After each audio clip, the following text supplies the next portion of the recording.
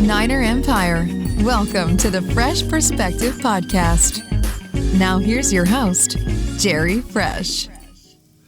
What is up, Niner Empire? It is me, your boy, Jerry Phresh, in the house. Another late night podcast. Fam, I am so proud to be a 49er fan, and I hope you feel the same way. The 5-0 49ers continue to go out there and to show the opposition that they are on track to just, you know what? I'm already so proud of you 49ers. Like, I know we want to talk about what they're going to do, but I don't want to, how can I put this? I want us to enjoy the journey to where we're going. Like, I know the 49ers are, I think that's what Richard Sherman is saying about being humble, in the sense of before you just predict and just say, I want the destination, like a kid in the car. Where are we there yet? Are we there yet? We have to enjoy what and truly look at what the 49ers continue to do. It is a beautiful thing. The fundamentals of football that the 49ers are demonstrating every single time they step on the field. It is beautiful. I love it. I know you love it. First and foremost, I want to remember that this is the month of October, which is Breast Cancer Awareness Month. Like you all know, I've talked to you before about breast cancer, and that it's a close to my heart because I lost my mother a few years back to breast cancer. And so I just want to lift up those in prayer and, and just let you know that we're standing with you. If you're going through the struggle, if you have family members who have lost lost their lives to the struggle, you are not alone. There's people like myself who I thought that I couldn't make it after losing my mom, but I'm here today and I have more joy, more excitement. It's not because my mom is gone, but it's just life continues to move forward, and I give the credit to God. And I believe that when you are faced with adversity, if you can overcome those things, you get stronger. And I feel like I am a much stronger man because of it. Also, I want to say thank you to my moderators out there. I have Lori and I have Russo, and they are awesome. They make sure that everything is crisp and clean and G-rated, let's say PG-13 rated. They're out there and they do that, and I thank you guys so much. Speaking of Russo is on the show again. I know you guys love Russo. He's back. Russo, what is up, my friend? Jerry Phresh, what's up, bro? Glad to be back. I mean, I'm feeling great, doing great. 5-0. I have no complaints right now, but how you doing, bro? Russo, I am awesome. I am so excited. Like I was saying, I am so proud of what the 49ers continue to do, how they continue to go out there and show the world one game at a time that they are worthy to be considered one of the elite teams in the NFL. The defense is just amazing. It's mind-boggling when all the pieces begin to line up, how crazy it gets and how phenomenal this team truly is. Like I always say, I thought that they would be good, Russo, but I didn't know that they would be this good. And so I'm surprised, I'm shocked, I'm reassured. People talk about the word reciprocity, like finally getting something back for what you've given. It's like you've given your time, you've given your heart, everything to this team, your cheers, and you're like, when will you guys finally show what I've believed in? Like, when are you going to give me some fruit for the seeds that I've planted in believing in you? And here we go. The 49ers this season are proving it to us, Russo. So I'm so excited. And I watched that Rams game, and I tell you what, I was afraid that first, two series, I'm looking at it like, is this it? Everybody's waiting for us to unravel, to prove ourselves, to say who we truly are. And the Rams were just running all over us. So let's dive into that Rams game, Russo.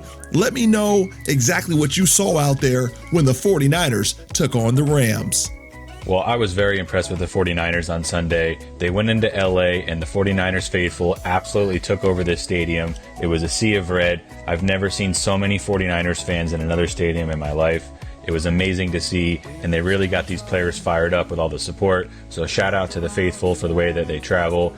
Obviously, the 49ers won this game 20-7. getting their first division win of the year and their third road win of the year, moving their record up to 5-0, and they are still in first place in the NFC West, the only undefeated team in the NFC, and just them and the New England Patriots are the remaining unbeatens in the NFL today.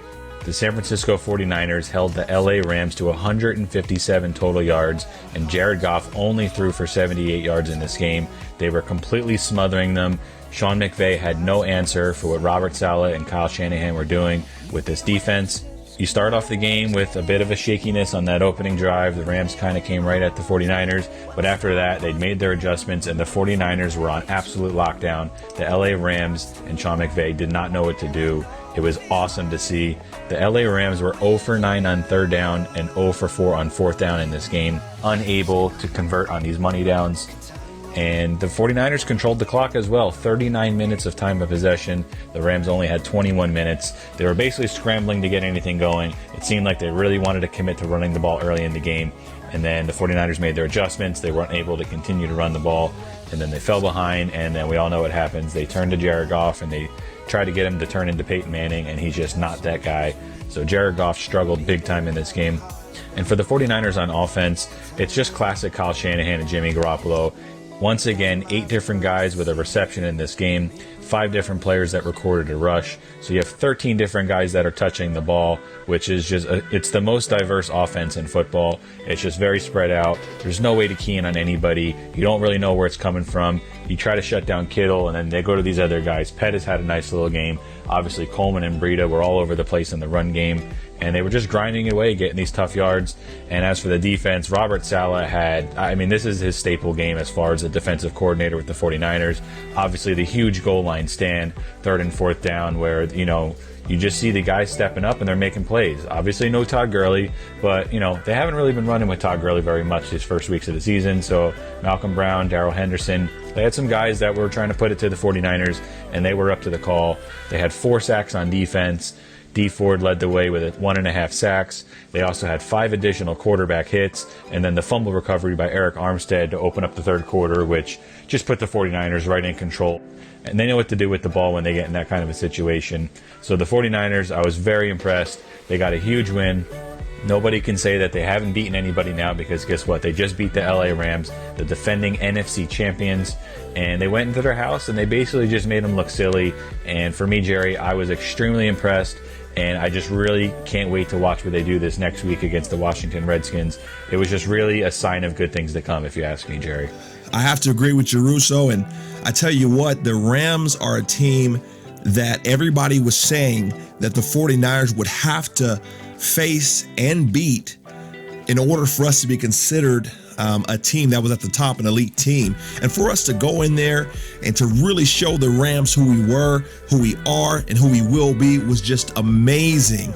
You're listening to the Phresh Perspective Podcast with Jerry Phresh and Russo SF49. Russo, it was just amazing to see our defense get after. I don't want to go into all of that just yet because I know we still have a long show to go, but I truly enjoyed what the 49ers did and what they continue to do. I'm just hyped up because we have so many ways that we can win, games, and that's just huge.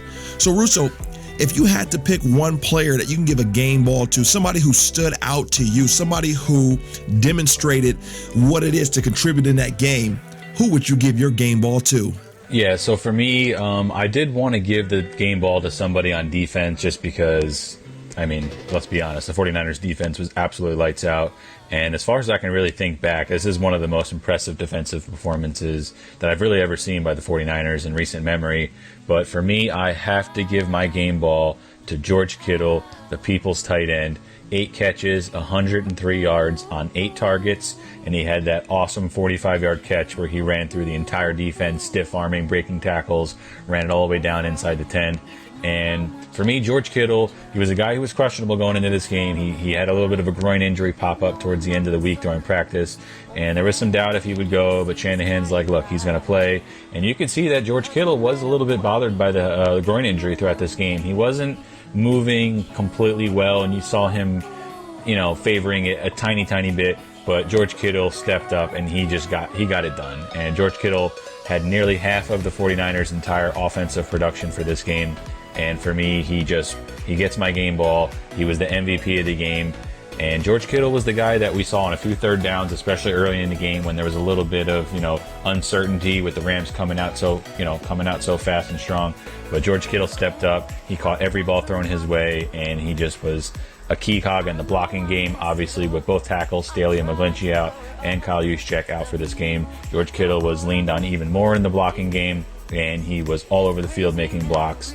And he just was, in my opinion, the MVP of this game for the 49ers, Jerry. So for me, Russo, I have to be honest. It's a person that I've already chosen, a player I've already chosen before. And I'm going to say it. It's Mr. Dante Pettis. I was thoroughly impressed by this young man and how he played the game.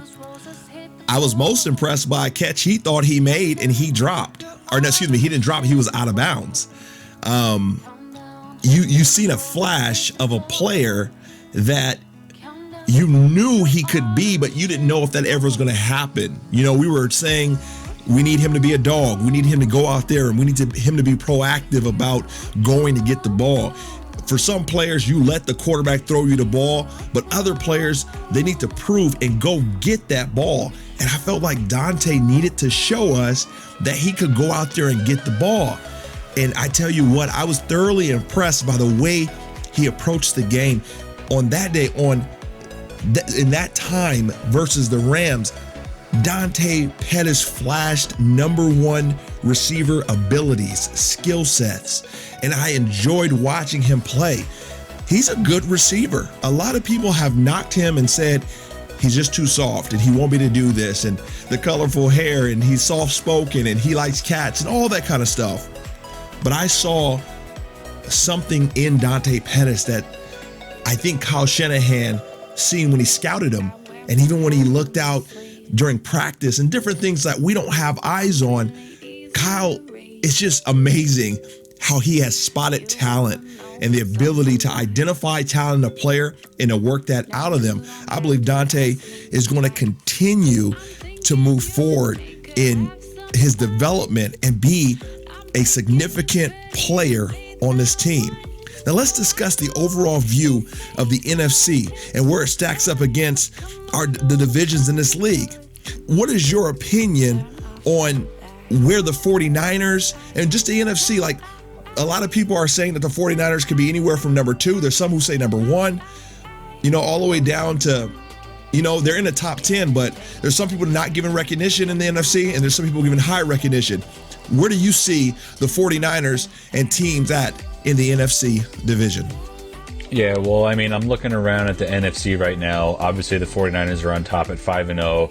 And then you got Green Bay, New Orleans, and Seattle all at 5-1. You got Minnesota and Carolina at 4-2. You got the Chicago Bears at 3-2. And then you got the Eagles, the Cowboys, and the Rams at 3-3. And then you got the Detroit Lions at 2-1.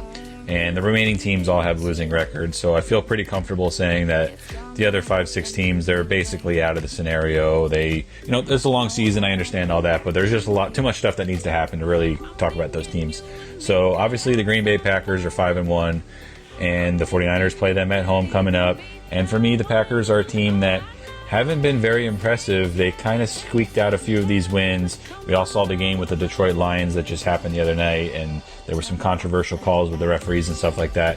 So for me, the Green Bay Packers are a team that I do have actually making the playoffs, and I do consider to be a good team, but it's a team that I'm expecting the 49ers to be able to beat when we play them in a few weeks. The New Orleans Saints 5-1. This is the team that I really have circled that I pretty much feel like is the 49ers' most direct competition. They're the most solid and sound team, and they've been doing it without Drew Brees. They've been, winning games with Teddy Bridgewater, who he's a solid backup, and that's basically what he is. And we're obviously, the 49ers are going to travel to New Orleans towards the end of the year, so we'll really get to see what goes on in that game, and we'll find out a lot about both these teams, especially in the weeks leading up to it. The Seattle Seahawks 5-1. They are in second place in the NFC West right now. The 49ers still play them twice. They get them at home on a Monday night, and then the last game of the season in Seattle. So for me, Seattle is another team kind of similar to Green Bay. They have not been very impressive, but at the end of the day, you look up at the scoreboard, and they're the team that has the most points. They are 5-1, so you got to give them some respect.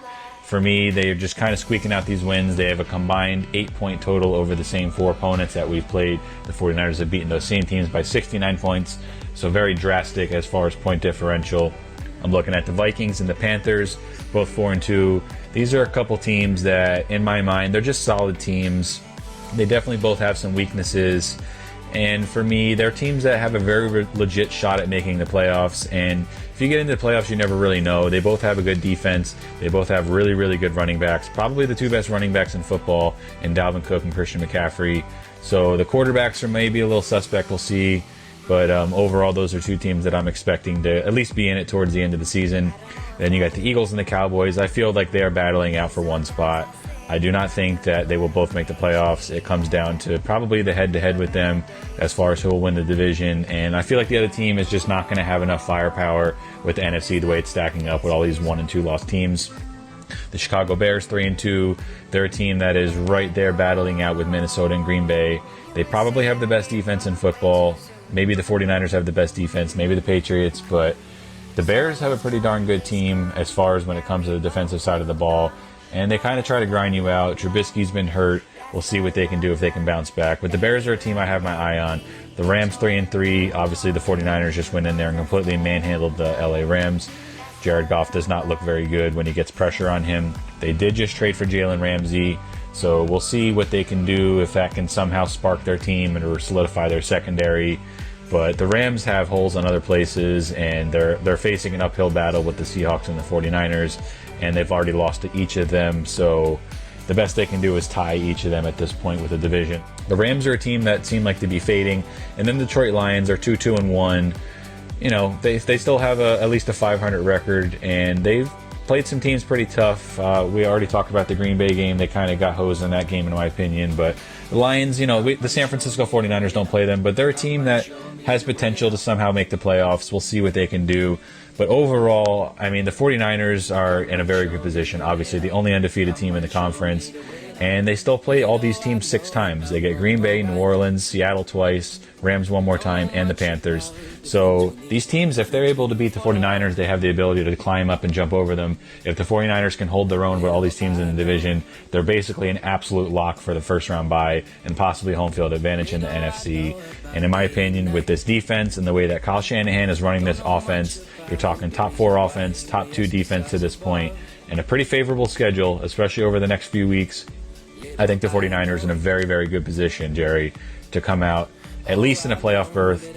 And in my opinion, they should win the NFC West. And if they continue to do what they're doing, they should be able to get a bye as well, Jerry. You're listening to the Phresh Perspective Podcast with Jerry Phresh and Russo SF49. Russo, with the NFC, I see a couple of teams that, to me, are really good. Like you see them, you see the Saints, you see the Seahawks, and you see the 49ers. Those are the 3 teams that I see, not particularly in that order, but I see them as the teams that have pretty much the NFC in control. Now, here's my issue, and people may say, hey, you're crazy. I watched how impressive the Saints have been without Drew Brees. That's huge. And then I watched MVP caliber play from Russell Wilson. I've watched them go out there. I've watched them win games.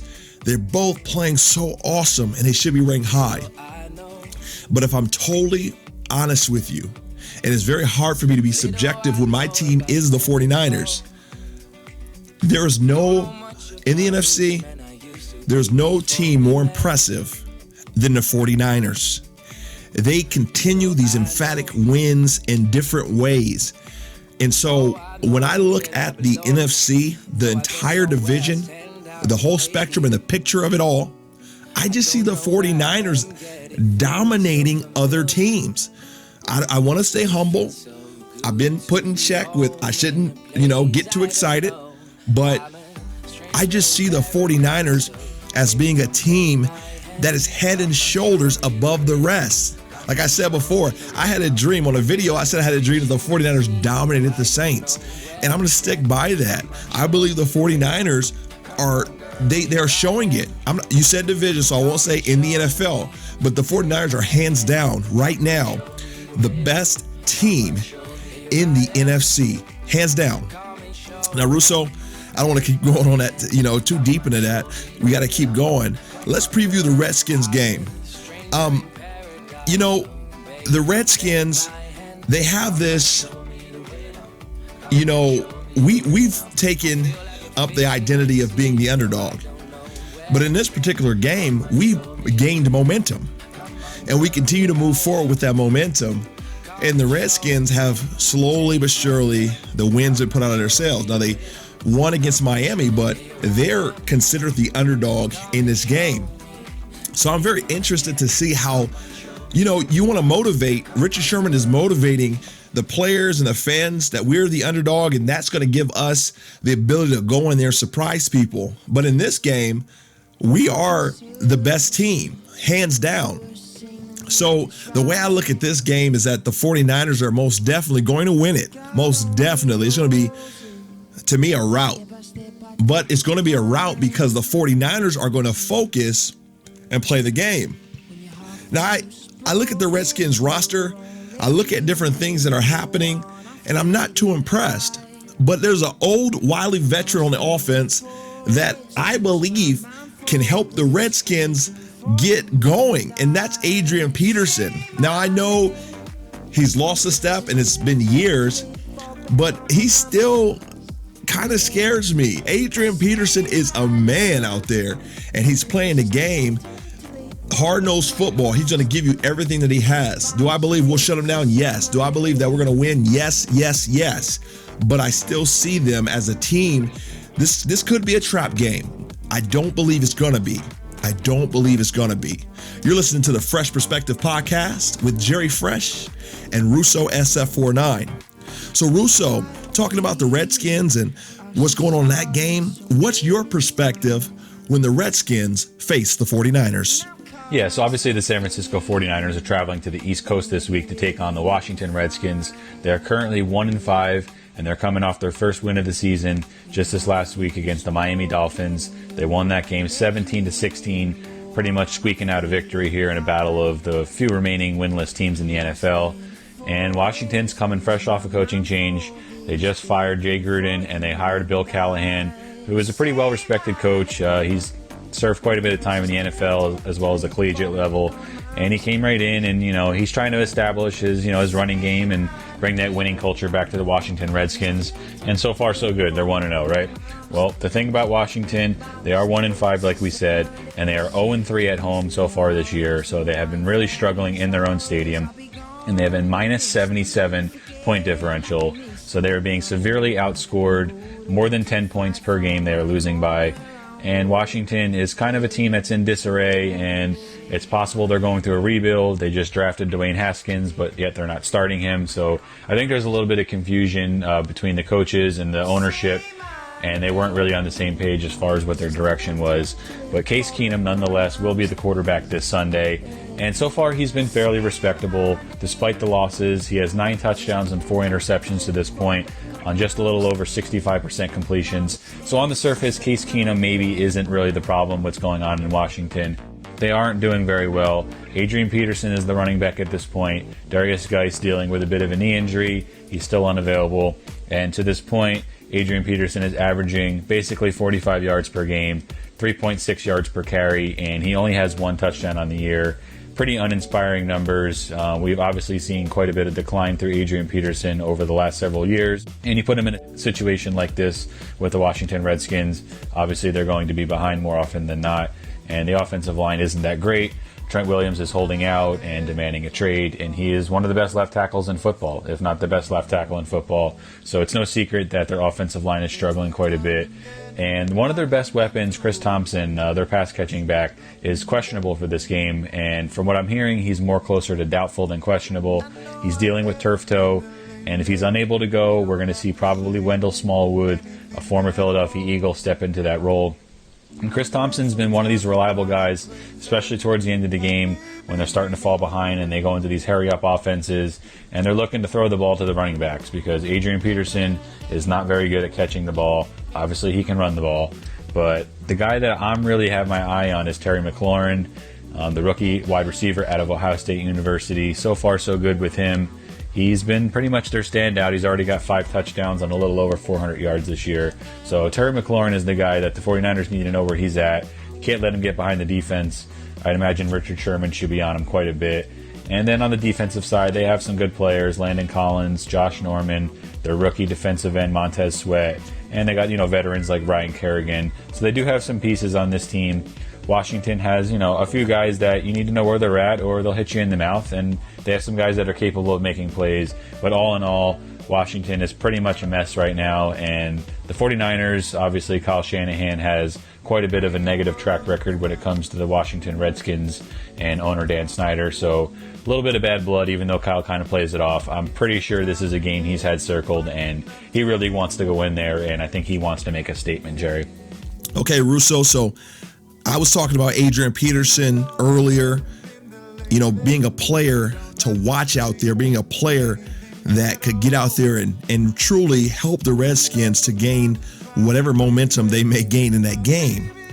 So I'm going to ask you the same question. Who's the player for you that fans need to watch, that the Empire need to watch, that 49er defenders or offenders, the offense needs to watch in order for the Redskins to gain momentum in this game? Yeah, so I guess to kind of reiterate some of the names that I just mentioned earlier, the two main guys on Washington I'm really looking at, one on offense and one on defense. And the guy on defense that I'm definitely going to be looking at is Landon Collins. They just signed him in free agency, their safety. They gave him a huge contract to come over from the New York Giants. And the Washington Redskins are looking for someone to solidify the back end of this defense. And he's coming off his best game of the season. Obviously, it was against the Miami Dolphins, but Landon Collins stepped up and he did what they asked him to do. And, this is a guy that they invested a lot of money into, and he's shown some flashes of being, Pro Bowl caliber type safety. He can play in the box, he can range a little bit. And this is someone that the 49ers kind of need to know where they're at. I almost feel like it's similar to when I brought up the Minkah Fitzpatrick deal back when they played the Pittsburgh Steelers. And sure enough, he was involved early right in the game. He got the interception. So Landon Collins is someone that I'm kind of putting in that category where I really think the 49ers need to game plan this game to where they're not necessarily throwing balls in his direction, where he can really put his shoulder into some guys and put some big hits and possibly get the ability to get some interceptions and stuff like that. So Landon Collins, I'm definitely going to be watching him where he's at, his snap count, and how involved he is, and if he can really kind of lead this team, and if Washington shows any signs of life of really giving the 49ers a real challenge here. And then the guy on offense, obviously I just mentioned, is Terry McLaurin, the rookie wide receiver out of Ohio State. This is somebody who played with Dwayne Haskins, is a guy that I was assuming that they would kind of just link up and have this instant chemistry, but we haven't really seen it yet. And Terry McLaurin is a guy who is an absolute burner. If you don't know where he's at, he will get behind the defense and he will make you pay. He's had several long touchdowns already this year, an 81-yarder, and he's someone who is probably faster than anybody on our defense, to be honest. And obviously, Terry McLaurin and Case Keenum have a little something going on. The one game Case Keenum ended up sitting out was the game that we didn't see Terry McLaurin. So he did have a bit of an injury issue, but he's back and he's looking better than ever. And I'm just kind of thinking that Terry McLaurin is a guy who can be a difference maker. And if for some reason the 49ers offense is looking a bit lethargic and they get off to a slow start traveling to the East Coast and they let Terry McLaurin take the top off the defense and the 49ers fall behind, you never know what can happen in this game. So this is a guy that I really want to see them just lock him down, keep him off the stat sheet. If you don't let him get any catches, similar to what they did with Robert Woods and Cooper Kupp, guys like that, I think that the 49ers have an absolute guaranteed victory. But if he starts to get off and kind of make some big plays, you never really know which direction this game can head. So definitely going to be looking out for Landon Collins and Terry McLaurin, Jerry. Now, the other side of the coin, Russo, is our team, the 49ers. And there's so many different players that continue to shine, continue to flash, continue to go out there and just impress. But if you had to choose one player, or, I'm not even going to keep it to one player. Sorry about that. Let's say if you had to choose players that the 49ers that are going to dominate this game, that the 49ers are going to use to dominate this game, what players would you choose? Yeah, so I'm going to be watching a few of these 49ers very closely this week versus the Washington Redskins. But one guy in particular that I'm definitely going to be watching every chance I get is the kicker, Robbie Gould. He's off to a very slow start. especially to his standards. He's 9 of 15 so far this year, which is only 60%, and he's a career 87% kicker.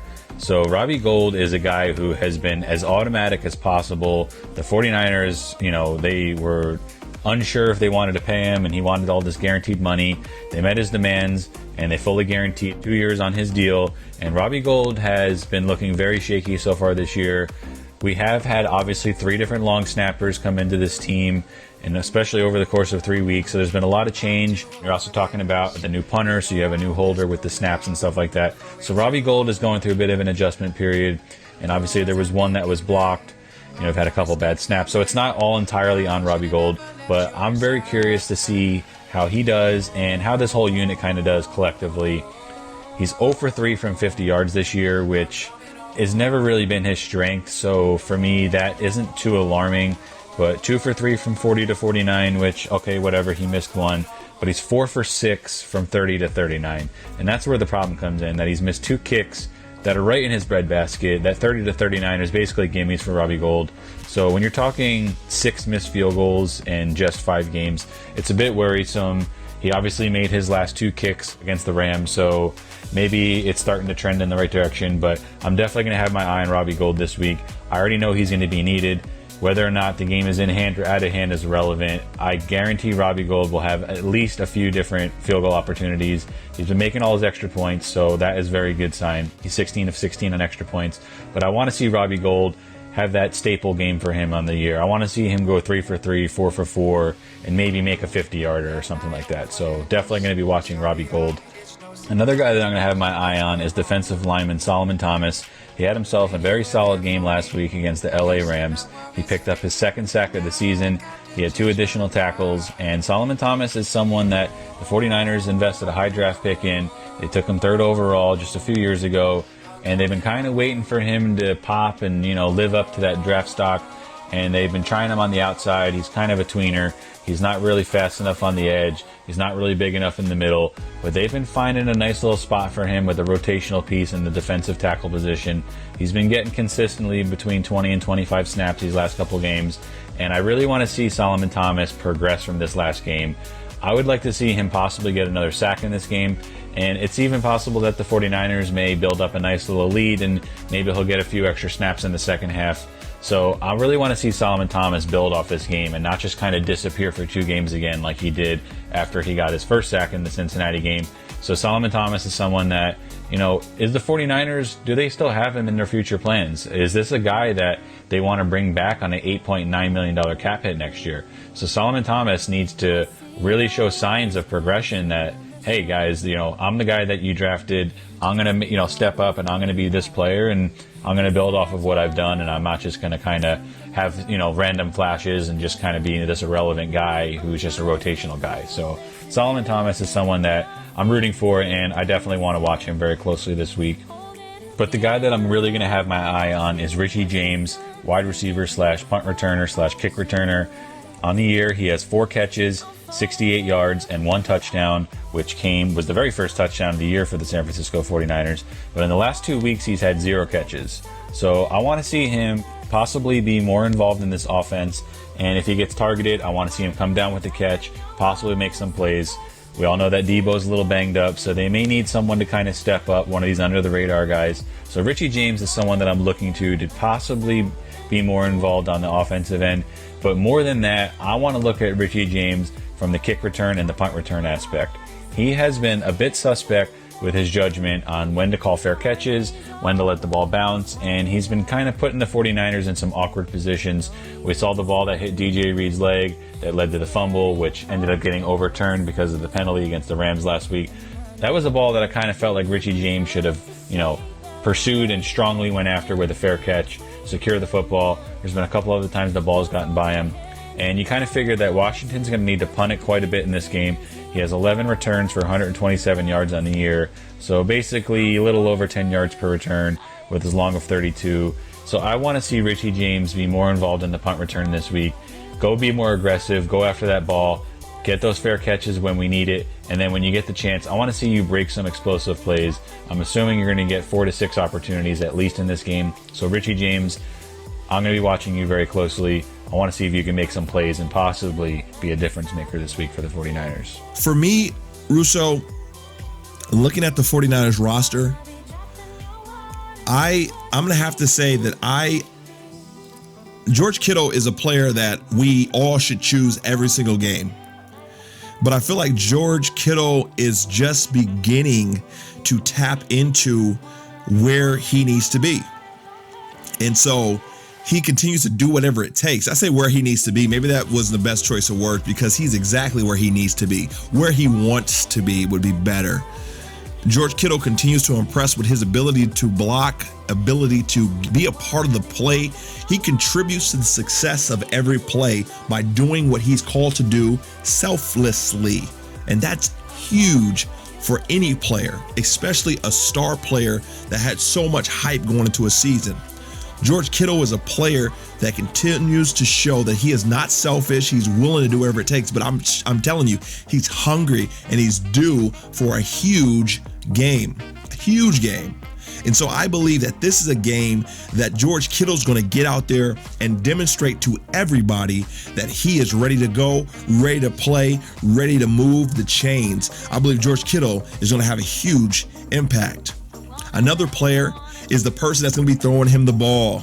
You know, a lot of people believe that you have the side of the 49er empire that is for Jimmy G, and then you have the side of the empire that is questioning constantly Jimmy G and if he is our franchise quarterback.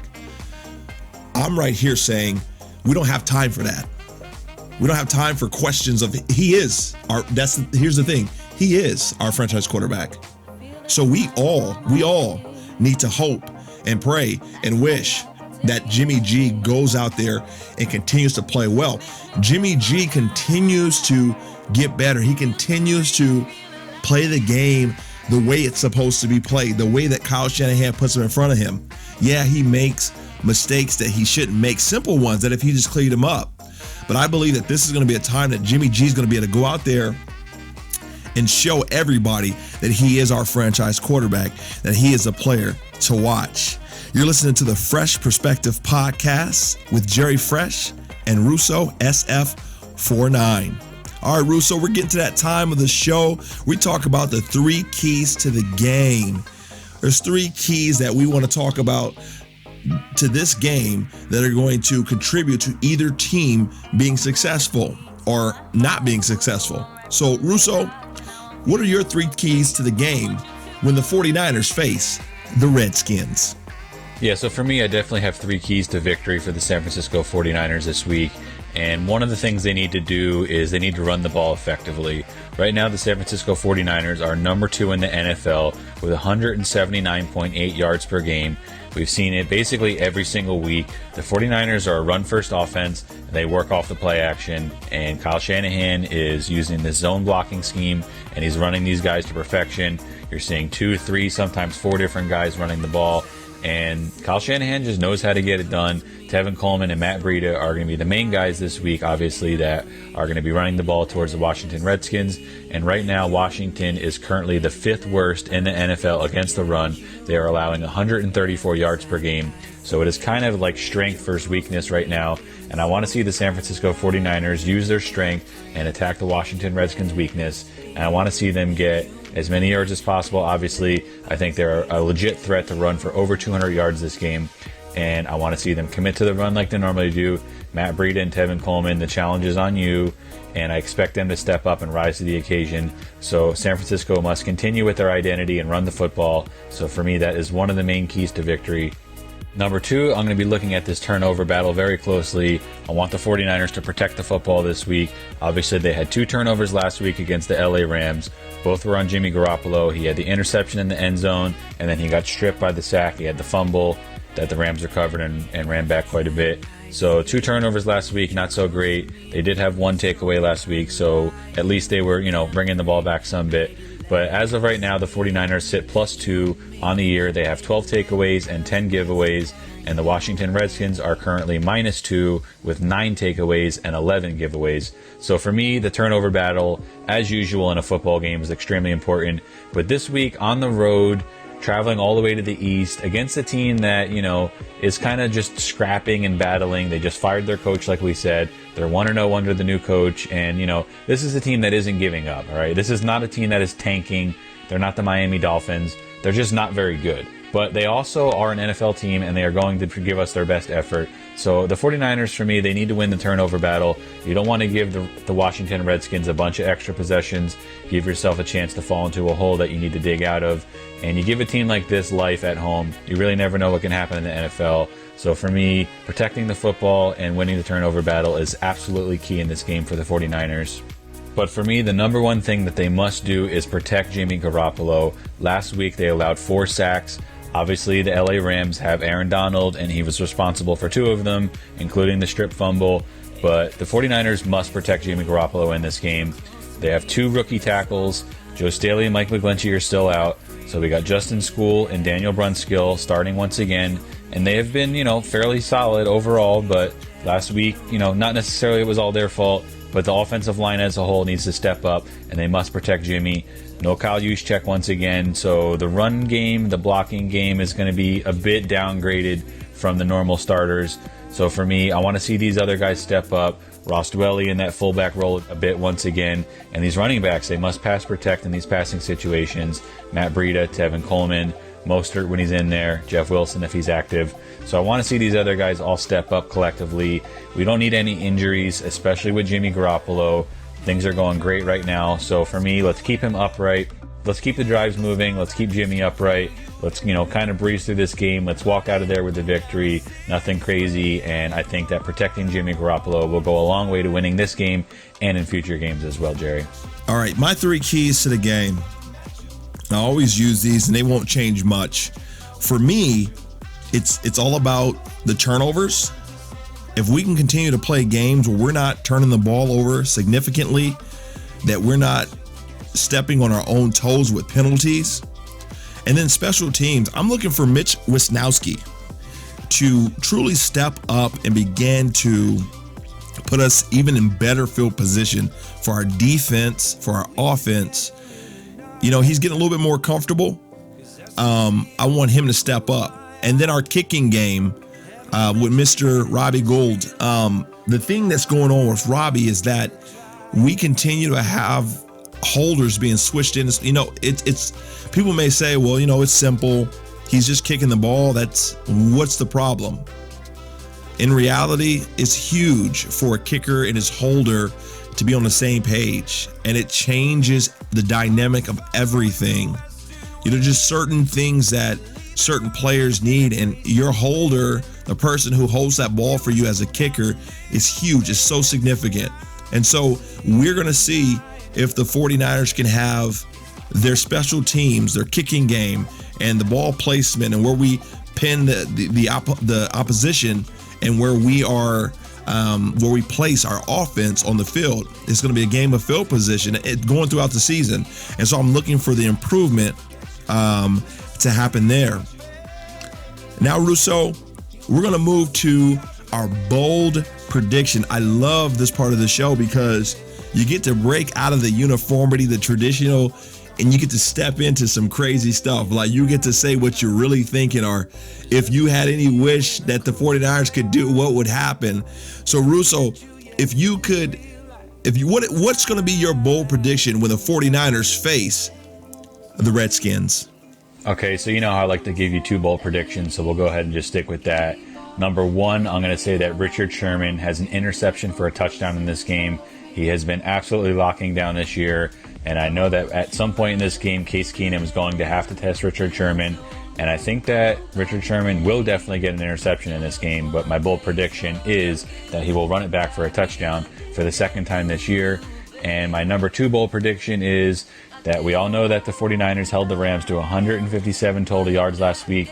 I'm going to predict that the 49ers hold the Redskins to under 150 yards this week. They have back-to-back absolute lockdown performances.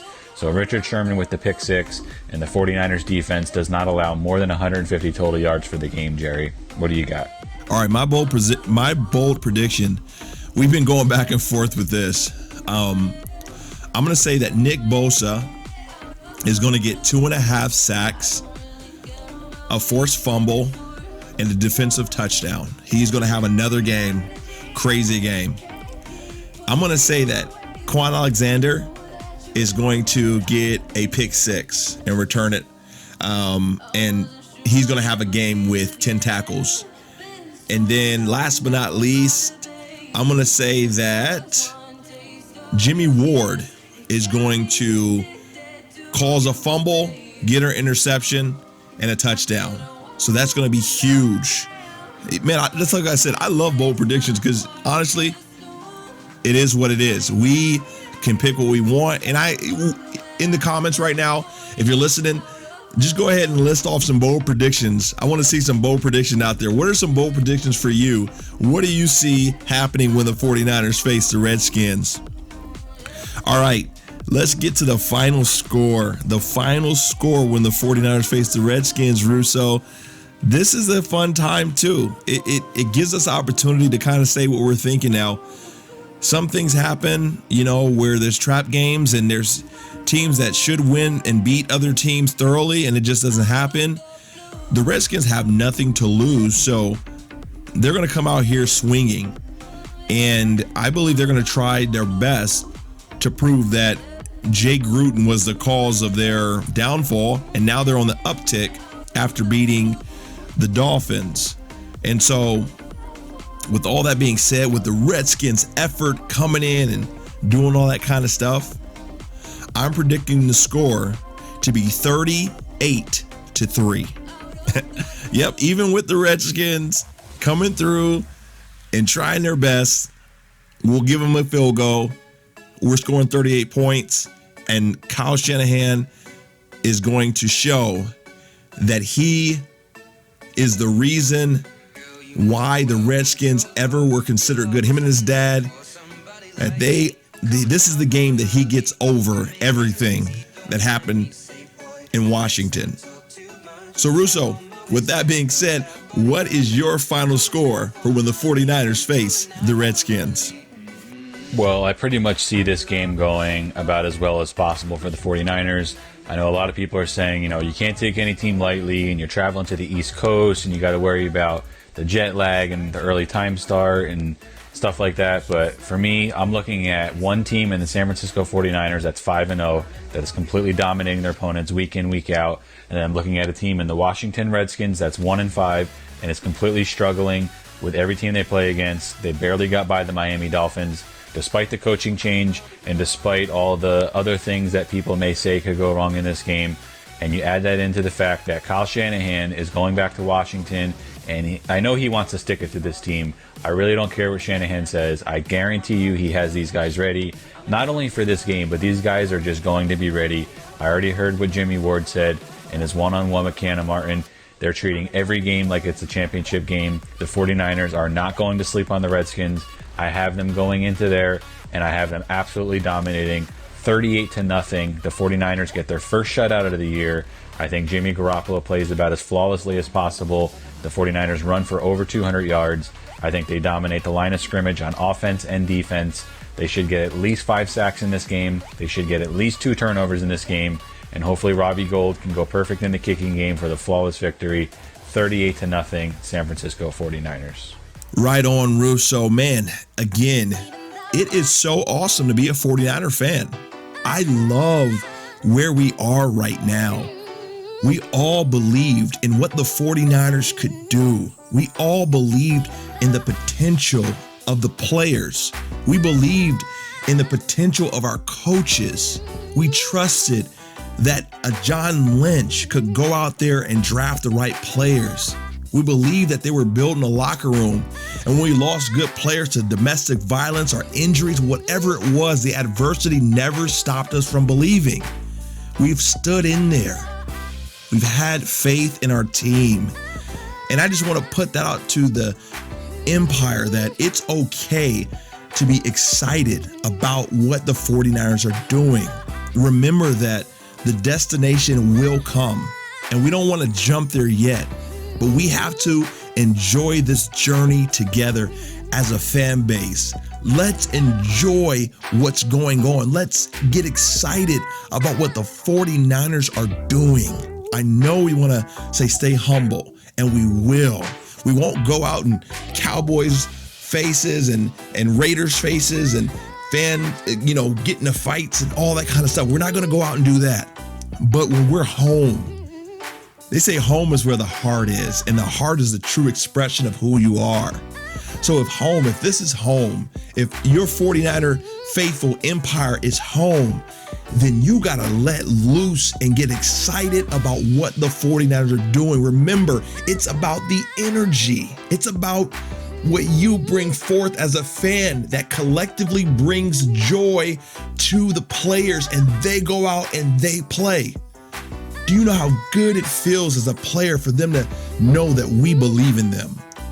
So don't let false humility keep you from enjoying and cheering on your team. Russo, I didn't want to go too deep into that, but it just kind of flowed right there. If you could say anything to the 49er fan base, if you can say whatever, I want you to let loose, and then we'll shut this thing down. Yeah, before we go, I just want to once again say thank you to everybody. I appreciate all your support, and I know Jerry does too. Definitely thanks for watching our podcast every week. Definitely keep sharing these and, giving us support. And like I've said before, just keep telling all your friends and family. Try to pass along this podcast. Let's try to get this out there. I'm telling you guys, we know our 49ers, and, we enjoy your company. So just keep on coming back and keep checking us out. And I definitely appreciate everybody. And there you have it. 49er Empire. Get excited. Continue to show up to games, cheer, be enthused, or walk around with a pride knowing that no matter what other people say, no matter what other fan bases say, analysts say, we know what the 49ers have built in the locker room, the integrity, and the great players and the foundation that we have. So let's continue to go out there and have fun and have joy and cheer our players on, our team on. That's what this is all about. Thank you so much for liking, subscribing, and commenting. You guys are so amazing, so awesome. Until next time, I'm Jerry Phresh.